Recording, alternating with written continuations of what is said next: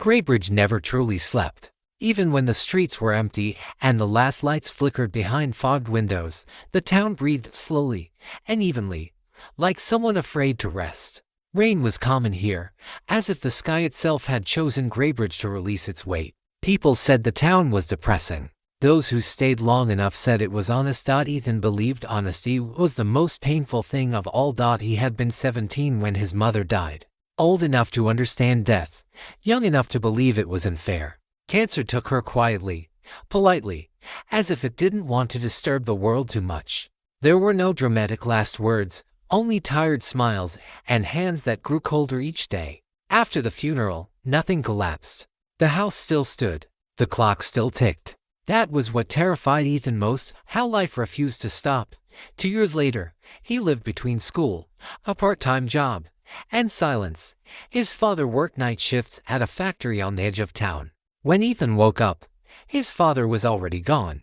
When he returned, Ethan was asleep. They communicated through notes left on the kitchen table, reminders, apologies, questions that never received answers. Ethan filled the emptiness with drawing.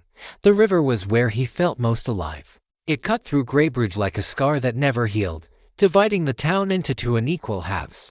Ethan sat by it every afternoon, sketchbook balanced on his knees, watching reflections break and reform. He drew bridges, faces without eyes, hands reaching for something just beyond the page. The river reminded him that nothing stayed still, not even pain. That was where he first saw her. It was early autumn. The air smelled of wet leaves and endings. She sat on the old wooden bench near the bend of the river, holding a book tightly against her chest. Her coat was light blue, almost too bright for Graybridge. Like a fragment of another world accidentally dropped here. Ethan didn't approach her. He just watched. There was something about her that felt temporary, like a moment you knew would end before you were ready. When she finally looked up and their eyes met, Ethan felt a quiet shock run through him, not excitement, not fear, but recognition. The next day, she was there again. Then again, on the fourth day, she spoke first. "You're always drawing," she said softly, nodding toward his sketchbook. He looked up, startled. "You're always reading." She smiled. It was not a wide smile, but a gentle one, like she didn't want to use it too often. "Fair," she said. Her name was Clara. She spoke carefully, choosing her words like they mattered. She loved poetry that hurt a little and disliked stories with perfect endings. "Happy stories feel dishonest," she admitted once. Ethan understood immediately. They talked until the sun sank low and the river darkened. When they finally stood to leave, Ethan felt something unfamiliar, reluctance, sharp and sudden. They met again the next day. Then the next. Soon, Graybridge faded when they were together. Clara told him she had moved in with her and after her parents died in a car accident. She spoke about it without tears, as if she had already cried all of them out somewhere else. Ethan didn't ask questions. Silence was a language he understood, but he noticed things. Clara never hurried. She avoided stares. Sometimes, in the middle of laughing, she would stop suddenly, her face pale, fingers pressed lightly against her chest. When Ethan asked if she was okay, she always said the same thing: "I just need a second." Autumn deepened. Leaves fell. Their meetings turned into habits, and habits into something neither of them named. Clara read poetry aloud while Ethan sketched her, the softness of her expression, the tired depth in her eyes. "You always draw me sad," she teased once. "You look thoughtful," he replied. "That's worse," she said, laughing weakly, but the truth hovered between them. The night she told him, the river was restless. Wine pulled at Clara's coat as she spoke, her voice trembling not from cold, but fear. "I didn't come to Graybridge for a fresh start," she said quietly. "I came here to slow things down." Ethan frowned. "What do you mean?" She took a breath, then another. "My heart is failing," she said. "It always has been.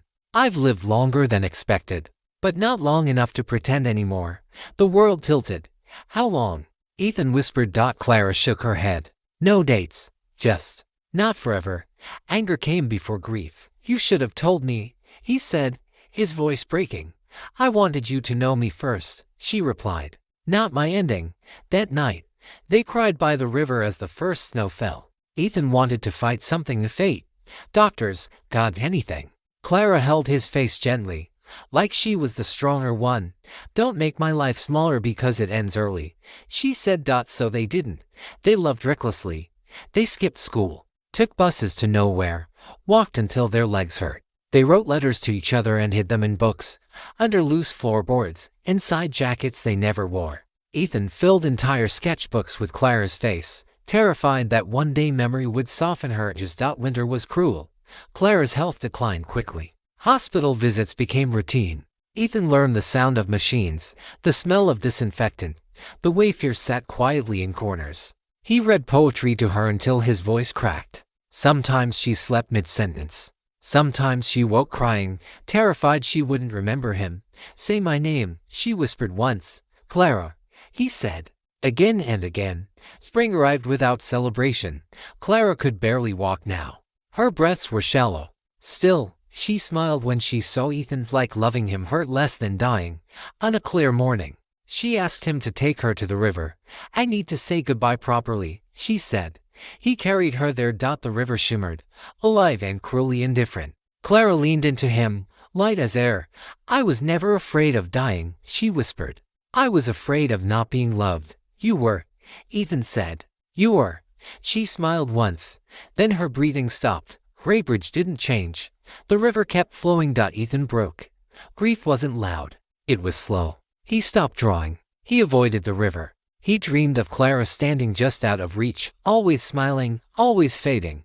But time is merciless. Years passed. Ethan left Graybridge. He studied art.